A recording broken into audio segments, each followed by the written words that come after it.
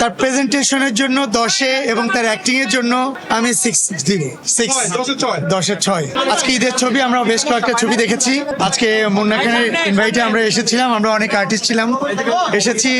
Seriously বাণিজ্যিক ছবি বলতে গেলে যেটা বোঝায় গল্পের টান উত্তেজনা, ক্লাইম্যাক্স, রোমান্টিক গান থেকে শুরু করে আইটেম গান থেকে শুরু করে সবকিছু মিলে খুব টান উত্তেজনা ছিল। মুন্না ভাই সুপার অ্যাক্টিং করেছে, ববি আপু, মিশা সওদাগর তো অলওয়েজ, মিশা ভাই মানে লাজবাব সুপার অ্যাক্টিং করেছে মিশা ভাই, আর আমাদের বদুলাম Khokon sir super screenplay ছিল সুপার। আমরা সিরিয়াসলি টোটাল গল্পে আটকে ছিলাম।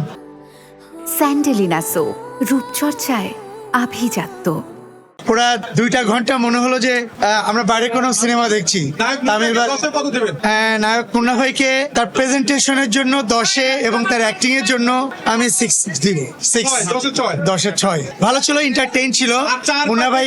অ্যাকচুয়ালি আপনারা এখানে যারা আছেন আপনারা সবাই চলচ্চিত্রের মানুষ। অ্যাকচুয়ালি এই যে ভাই জগৎ কিছু আর যারা আছে, অ্যাকচুয়ালি আমাদের প্রতিটা মানুষই যারা সিনেমাতে আসে অল্প অল্প করে আস্তে আস্তে শিখতে হয়। এটা এমন একটা জায়গা, এই জায়গায় সবাই চাইলেও একবার অনেক কিছু শিখতে পারে না। তো সেক্ষেত্রে মুন্না ভাই ট্রাই করবে, আমার বিশ্বাস। সে যেভাবে লেগে আছে, আর তারপরে এখন বাংলাদেশ চলচ্চিত্রের যে অবস্থা, এত বড় বাজেটের চলচ্চিত্র একজন মানুষ করছে, তাকে অবভিয়াসলি আমাদেরকে থ্যাংক ইউ জানানো উচিত। তার জন্য আমার ইন্ডাস্ট্রি অনেক লোক কাজ করতে পেরেছে, অনেক টেকনিশিয়ান কাজ করতে পেরেছে, আর সিরিয়াসলি আমরা অনেক বেশি তার কাছে কৃতজ্ঞ প্রকাশ করি যে এমন সময় এত ভালো একটি চলচ্চিত্র নির্মাণ করেছে। সবাইকে অসংখ্য